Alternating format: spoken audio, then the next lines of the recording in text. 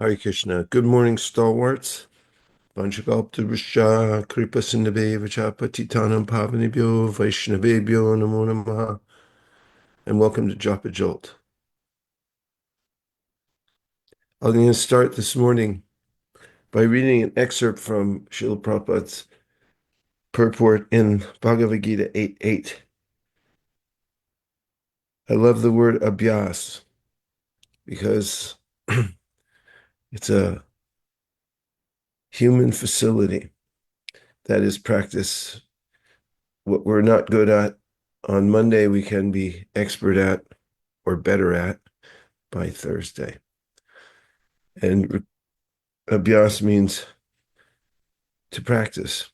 And it's what Krishna recommends in the 6th chapter of the Bhagavad Gita when Arjuna says the mind's difficult to control. Krishna says you have to practice. In the second paragraph of this purport, Prabhupada writes, the devotee can constantly think of the object of worship, the Supreme Lord, in any of his features, Narayan, Krishna, Rama, etc., by chanting Hare Krishna. This practice will purify him, and at the end of his life, due to his constant chanting, he will be transferred to the kingdom of God. Yoga practice is meditation on the super soul within. Similarly, by chanting Hare Krishna, one fixes his mind always on the Supreme Lord. The mind is fickle, and therefore it is necessary to engage the mind by force to think of Krishna. One example often given is that of a caterpillar that thinks of becoming a butterfly, and so is transformed into a butterfly in the same life. Similarly, if we constantly think of Krishna, it is certain that at the end of our lives, we shall have the same bodily constitution as Krishna. So there's no better way to think of Krishna than to chant his names. And for those who have chanted for some time and have heard the name, Evamvrata Swa Prihanama Kirta, it becomes dear to such a person. And if somebody can develop this sense of appreciation for chanting the holy name of the Lord, then such a person is on the progressive path back home, back to Godhead, what to speak of being happy in this life. So let's start with the preliminaries, fixing the mind, purifying the senses by the Bhuta Shuddhi. I'm by nature the eternal servant of Krishna, but by misfortune, due to being inimical towards him, since a time immemorial, I have been wandering the cycle of birth and death in the material world, being burnt by threefold miseries. Now, as a result of some unimaginable good fortune, by the mercy of my spiritual master, I know that I am an infinitesimal living being, completely apart from the gross and subtle body.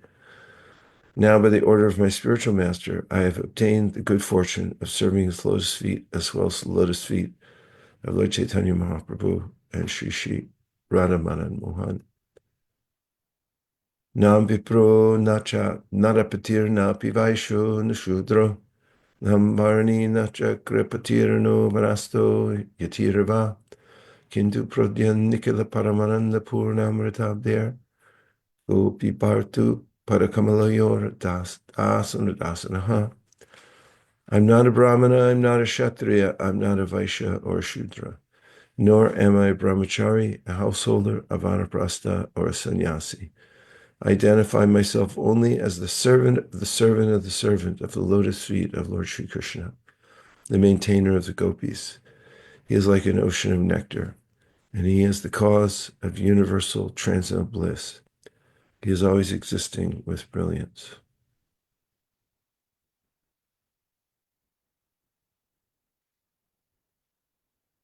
My dear Lord, if you so desire, please engage us in your service. Thank you for considering our request. Om Tat Sat.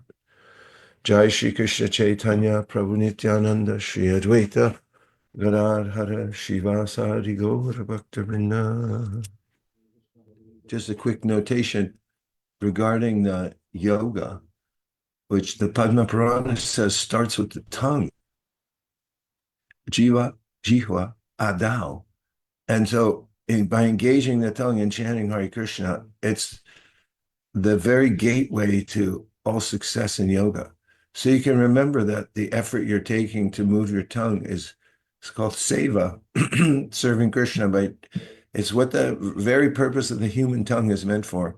And what's more, there's millions of species of life, and you just happen to get a human body and has a human tongue. The other kind of animals that can't use their tongue like this. So you can feel very fortunate that you can engage your tongue right now. And it opens up the whole spiritual world. Hare Krishna. Keep up the great work. Hare Krishna, Hare Krishna, Krishna Krishna, Hare Hare, Hare Rama, Rama Rama, Hare Hare, Hare Krishna. It's not a mechanical process. We grab onto beads and keep track, because otherwise, the way we're used to following the modes of nature, it's like we're pulling ourselves out every beat at a time. But the chanting of the holy names is not mechanical at all, because Krishna is completely independent and beyond the modes of nature. And chanting means that we're directly connecting with him. So it's an ever-liberated process, chanting Hare Krishna. I'm just curious to see the realizations that you have from this morning's Japa Jolt session. And sharing means caring. Kuyamakyati prishiti means you should share any realizations with those you trust. So it's a trusted circle here. Otherwise, I mean, who's going to show up to a Japa circle who's not very serious? So feel free. Yogadish. Hare Krishna Maharaj. This is a question/reflection we received from a previous session from our online audience. I was wondering if you could say a few words on it. I can share the reflection. I love these teachings. Thank you. I've been called to chant for about 5 months now. It's been quite a journey so far. However, it always seems to be that 2 to 3 weeks in the process of consistent chanting, the pull to cave into sense gratification becomes incredibly strong, to the point where I've caved in multiple times.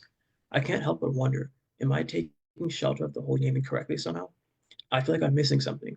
Or maybe I'm not, and it's all part of the process, but it's been hard. What happened? There must have been an explosion on the sun that affected all the electrical pulses around the world. Yogadish, you want to finish your question? Yes, I can start from the beginning, just to make sure They've been you get all chanting, the. and then every 3 weeks they feel a cycle of sense gratification. They get distracted. That's where it ended. Yeah, so the pull to cave into sense gratification becomes incredibly strong, to the point where I've caved in multiple times. I can't help but wonder, am I taking shelter of the holy name incorrectly somehow? I feel like I'm missing something, or maybe I'm not, and it's all part of the process, but it's been hard. Yeah, you got to keep going. No question about it. Sense gratification comes like waves. And over a lifetime of practicing devotional service, there's ways in which one makes progress. And progress means that you become freed from the lower modes of material nature. That pushing of sense gratification is noticeably not there by degrees, or it's lessened by degrees. And then at some point, it's not there at all. So the fact that the person is trying means that they're noticing even that the waves of sense gratification are coming. So there's those who are not trying, they don't even notice it at all. So never give up. Just keep going, and you're not doing anything wrong. Amodavardhana. Hare Krishna Guru Maharaj. Um, I guess again, reflection/question. So I today I like finished my 16 rounds like earlier, and I was trying to find the motivation to chant more than 16 rounds. And I found it to be really hard. I just wanted to stop and, start my day or start doing some other work or, just get a head start. So I was wondering if you could share some motivation on chanting more than 16 rounds. Well, you're a busy person. You chant your 16 rounds, you got things to do, services to do, and that's completely natural. You don't have to do more than your quota. If there's a certain time when you find an opening and you're inspired, then go for it. But for now, just keep finishing your 16 rounds and then do the other things that you have to do. It's all in the realm of chanting because you're asking for service and then you have it. And there's the other parts of your life you have to take care of. Simran. Hare Krishna. I really appreciated something that Amodavardhana shared in a previous session about how our sadhana is like the flame and our seva is like a pot that's cooking. So there's no point of the flame being weak, but we have to chant with intensity so that it's cooking at a higher level. And throughout this week, I've been thinking about how to intensify my chanting. And something that I found is that when I hook myself onto the example of empowered chanters, it brings about an instant shift in my consciousness and I'm able to chant with a greater intensity. So I just wanted to share that. Thank you. Such nice metaphors. And also, thank you for the realization too about hooking on. This is one of the main processes and finding inspiration from the great acharyas, remembering that they're the most advanced and that's what they like to do. That's what's in the first verse of the Namashtakam, Nikila Shruti Mali Ratnamala Duti Nirajita Pada Pankajamta. I mukta kaleru pasyamanam says the liberated souls, what do they like to do? Chant Hare Krishna. Good company. Manya. Hare Krishna. I was reflecting on something you mentioned from the purport of Bhagavad Gita 8.8, and the phrase that caught my attention was, "The mind is fickle, and therefore it is necessary to engage the mind by force to think of Krishna." And the phrase "by force" was comforting to me because a lot of times it can feel that the process should be automatic and it should come naturally to me. And sometimes I can even beat myself up for not doing it in the right way. And I've had this realization that every time I chant, I have to constantly make my mind and force my mind, not just every day, but every round and every mantra. Because the moment I leave it, it just goes to every other thing in the world. But I felt comforted that it's a progressive path and I just need to keep trying and focusing like one mantra at a time. So just wanted to share that. I didn't want to go to school when I was a kid, but my mother walked me all the way to the kindergarten and dropped me off every day until I did like it. And even through other parts of school, I was like, why do I have to do this? And just keep doing it. And now I'm thankful for it. So there is a time during any discipline when you're not used to it and you don't want to do it. But if you take help from your intelligence and understand, like what Simran was saying about, yeah, this great souls do it, so I'm going to follow in their footsteps. That's using a higher perspective to keep going even when the senses aren't used to it. Dinal. Hare Krishna Maharaj. I was reflecting on how you said that human birth is very rare, that of all species that have tongues, none of them can chant Hare Krishna, and the sole purpose of having a tongue is so that we can chant the holy name. I was also reflecting how I was introduced to chanting about a year ago, and I've been trying to consistently chant. And although it has its ups and downs, but as long as I just keep chanting, everything will be okay. So I was reflecting on that as well. And also, um, uh, it's been difficult, but I feel a sense of urgency, like I have to do this. If I already did this, then the next step towards advancing is this, and the next step is this. I was wondering, people keep people sometimes tell me that it's okay to take things slow, but then I realize that Krishna consciousness is not something that I want to take slow. I want to dive in headfirst and do it. But there's a gap between what I want to be and what I actually am.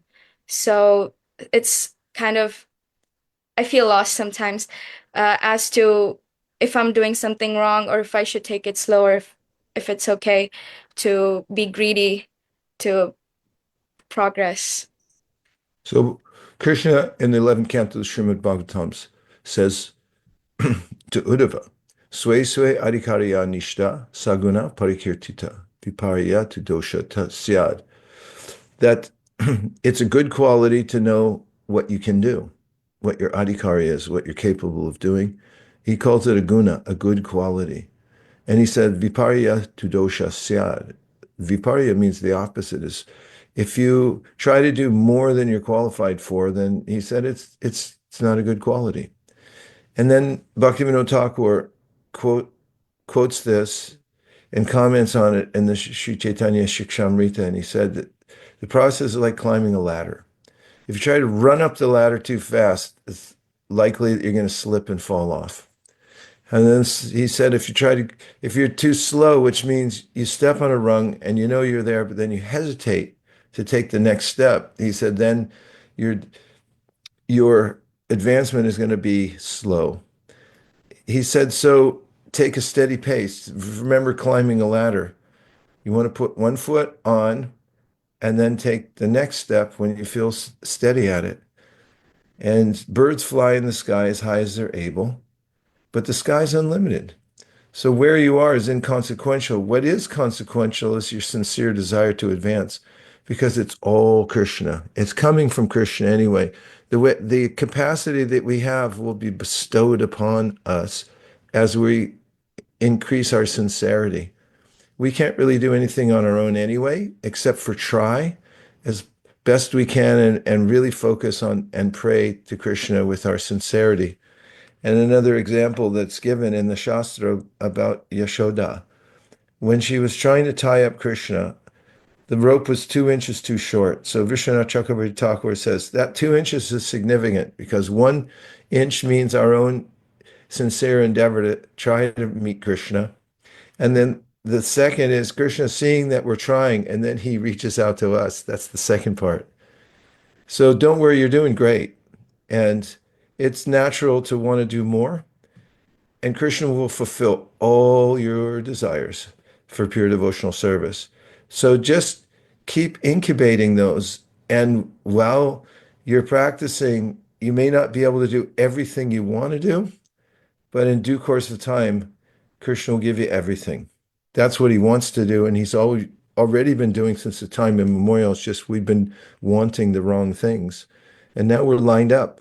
So please don't worry at all. Just go on. You're doing a fantastic job. Hallelujah, Kripa Prabhu for the close. Hare Krishna Maharaj. I had a reflection and a question. A reflection was that I really liked how you said the tongue is the gateway sense, and by using the tongue for Krishna, you can open up the whole spiritual world. And a question I had is something I recently heard in Mayapur was the holy name of Krishna is containing the holy names of Gora and Nitai, and the way they explained it was very sweet about how Hare and Krishna is like the internal energy and Krishna together is Gora, and then Hare and Rama is like the energy with Lord Balaram becomes Nityananda. I really like this, but I wanted to ask if there was any praman around this or if it was more of a devotional sentiment. Yeah, there's some pramanam. If you look up in the Chaitanya Charitamrita, the syllables go, ranga, then it's described there how this is parallel with chanting the Yugal mantra of Radha and Krishna. And in the Sri Brahma Samhita, Srila Bhaktisiddhanta Saraswati Thakur talks about the interchangeable nature of Gaur Nitai. And when you're worshiping Lord Chaitanya, then you're also worshiping Radha Krishna. And how some are more attracted to Radha and Krishna, some are more attracted to Lord Chaitanya, and some are equally attracted to both. And if you go deeply within Gaura Lila, you're going to come to Radha Krishna Lila. If you go deeply enough into Radha Krishna Lila, you're going to come to Gaura Lila. It's like a jacket that you can turn inside out.